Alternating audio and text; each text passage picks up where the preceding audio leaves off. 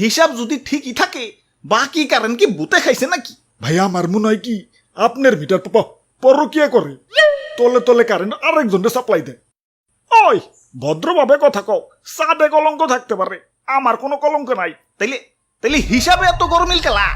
হাসা করে কও বাকি কারণ তোমার কোন লাঙ্গের সাপ্লাই দিছো? ইয়ে নাহিদ ভাই আসলে মাথাটা ঠান্ডা করেন, বুঝাই দেখেন line loss, VAT, service charge, demand charge, meter ভাড়া এই সব মিলেই আসলে বিল বাড়ে। মিটার ভাড়া? মিটার ভাড়া কিসের আবার? ওই, আমি তোর বাড়িতে থাকি না তুই আমার বাড়িতে থাকি? ঘর ভাড়া দিবি আজকে থেকে?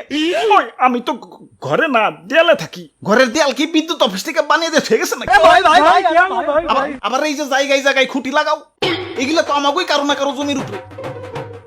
জমির ভাড়াও দিবি আজকে থেকে, নইলে খুঁটি উঠিয়ে কিন্তু জায়গা মতো বইরা দিমু। আহ কি সুন্দর ব্যবসা সাজিয়ে রাখছে, আইতেও মারবো যাইতেও মারবো। দাদু তুমি দড়ি টান দিবে না আমার এখন লাগবে? রাহেন রাহেন, আগে এত বড় সাইজের একটা অ্যানালগ মিটার আছে, ভিতরে চাক্কা ঘুরতো, এত বড় প্যাক নিয়েও তো এত গিলা বিল উঠাইতো না। আর তুমি পাতলা পাতলা হইয়া বিল উঠাও আকাশে, ডিজিটাল টাকাতেই শুরু করে দিছো না। ওরে ওরে আর এক মুহূর্ত বাঁচে আর হন না। দাদু দড়িটা মারে দাও।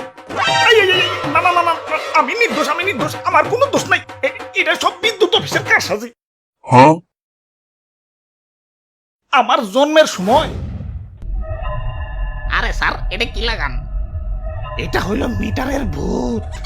এটা লাগাইলে মিটার মাঝে মাঝে ভূতুরে বিদ্যুৎ বিল উঠাইব, আর আমাকে পকেট লালে লাল হয়ে যাইব।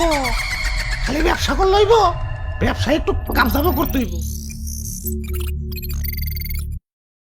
তাইলে এই নি কারবারটা, এর লিগেই তো কই মিটার খালি অফিস থেকেই দেয় কেলা। দাদু যাইও যাই, দড়ি গেলাম টান দিও না।